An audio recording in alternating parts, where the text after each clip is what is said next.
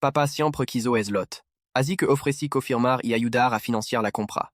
Estábamos a 9 días del cierre. Tenía $22 en escroc, $22. Monté ese número. Entonces, ese martes, dejó a los niños. Voy al trabajo. Y a las 11:47 a.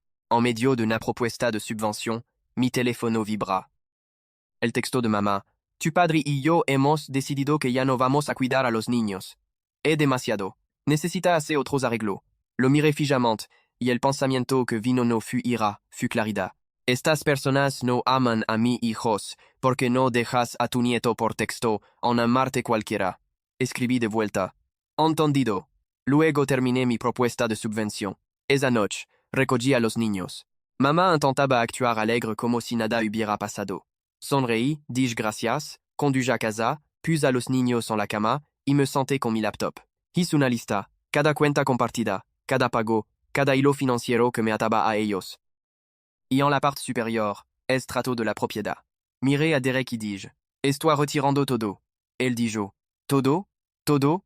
Dijo, dime que necesita. Miércoles por la mañana, llamé al banco y quité mi nombre en la cuenta compartida, cancelé cada transferencia automática. 3 años de apoyo desaparecidos en 20 minutos.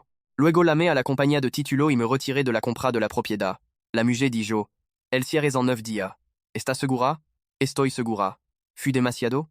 ¿Qué habrías hecho? Porque la gente después me dijo que fui demasiado lejos, pero estaba gastando casi 2.000 al mes en personas que votaron a mis hijos por texto. Jueves y viernes, estoy reconstruyendo mi vida. Nueva guardería a través de mi amiga mañana, horarios de trabajo ajustados. Y honestamente, sin esos $1,8 al mes yendo a Asheville, Derek y yo nos dimos cuenta de que habíamos estado viviendo mucho más apretados de lo que necesitábamos.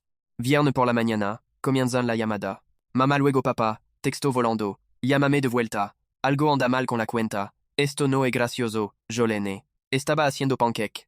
Mika tenía sirope en la frente. Seguí haciendo pancake. Para el domingo. 63 llamadas perdidas. Y luego un email. No de mi padre. De su abogado. Un nombre llamado Preston Guthrie, que suena inventado, pero aparentemente es muy real. El email decía que necesitaban discutir el retiro de lo fondo en escroc y la terminación de los arreglos financieros compartidos inmediatamente. Lo reenvié a la tía Ruthie sin una palabra. Me llamó en 3 minutos. Jolene, ¿qué está pasando? Haz un poco de café, tía Ruthie. Esto va a tomar 1 minuto.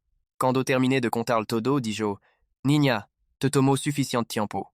Ella no estaba sorprendida, ni siquiera un poco, y lo que me dijo después, algo que había sabido sobre mi padre durante años, lo cambió todo. Voy a contarte qué fue, y